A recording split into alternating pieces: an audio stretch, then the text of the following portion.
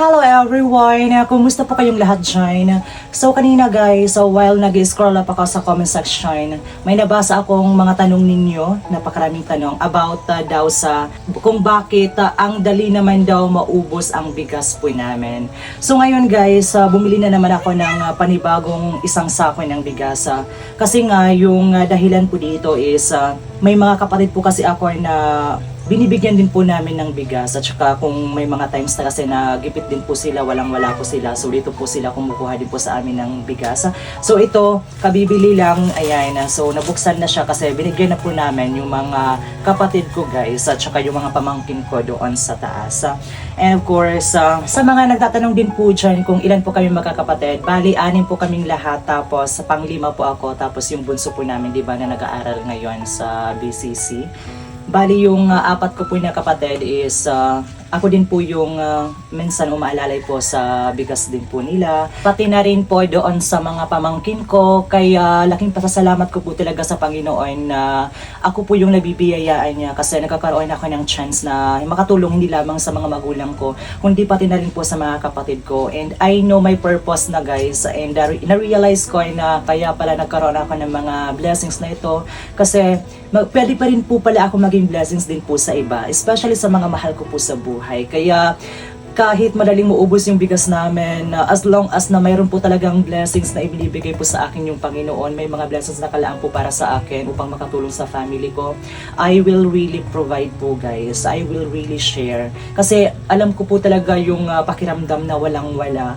Diba yung feeling na mangungutang ka sa mga kapitbahay mo ng bigas, tapos yung pakiramdam na hindi ka po talaga papautangin. So napakalungkot po na experience po nun para sa akin. Kaya ngayon na nagkaroon ako ng chance na magkaroon ng platform po na ito, nais ko pong ipakita sa buong mundo na we should always be grateful sa lahat ng mga bagay. Especially tayo mga breadwinner guys, di ba? Na kahit gaano man kahirap maging isang breadwinner, kailangan din po nating magpakatatag kasi tayo din po yung isa sa mga lakas ng mga mahal natin sa buhay. Kaya nararapat din po lamang na pasalamatan natin at huwag ipagkawalang bahala yung mga pagkakataon po na ito. You know what, na sobrang swerte ko sa part na nagkaroon ako ng mga kapatid na sobrang sisipag. Kasi sa mga panahon po na walang-wala po talaga kami, especially nung high school at saka nung elementary po kami, yung mga kapatid ko po talaga yung unang nagsakripisyo, unang sumubok na lumaban sa totoong hamon ng buhay guys. So yung mga kapatid ko hanggang high school lang po sila, tapos after high school lumuwas agad ng Manila para magtrabaho, para tumulong po sa amin. Tapos yung iba po is naiwan din po dito sa amin. So sa murang edad, natuto na silang maghanap buhay. Sila na po yung tumulong kay Father sa panananggot. Kaya sila din po yung naging tatay din po namin nung walang-wala po talaga kami. Kasi kami yung pinag-aral nung high school. Sobrang na-appreciate ko po yung effort ng mga kapatid ko. Sila yung umalalay sa father ko. Sila yung naging sandalan din po namin nung mga panahon na walang-wala kami. Kasi yung panananggot po kasi ni Father noon is hindi po talaga siya sapat para sa amin na magkakapatid. Kaya ngayon na ako yung nabibiyayaan, gusto kong bumawi sa mga kapatid ko. Gusto kong kahit sa pamamagitan lamang po nito, yung simpleng pag-share ng mga pangangailangan din po nila, which is yung importante po talaga dito sa amin is yung bigas. Grabe na po, sobrang nakakataba na po nung puso nun para sa akin. And I'm so happy po talaga. Kaya wala akong karapatan para magreklamo kasi hindi naman napapagod yung Panginoon po natin na biyayaan ako. At saka hindi naman po nagsasawa si Lord na umalalay din po para sa atin. Kaya thank you so much po talaga Lord na ako yung napili nyo para mabigyan ng chance na maipakita sa buong mundo yung buhay na kinalakihan po natin at saka yung pagkakaroon ng mga ganitong klaseng bagay na hindi dapat po natin ikakahiya, di ba? Walang nakakahiya sa pagiging isang mahirap. Yung mas nakakahiya is yung mga nagpapanggap na mayaman. Kaya kung ano man po ako ngayon at saka kung ano man po yung puso na meron ako ngayon, dahil po yun sa mga napagdaanan din po namin nung mga nakaraan.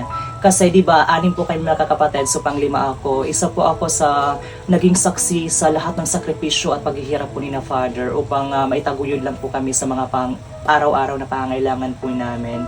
Especially nung high school po kami, si Mother po kasi naging isang kasambahay. And every time po na umuwi siya pag day off niya, like for example, meron siyang mga dalang mga groceries.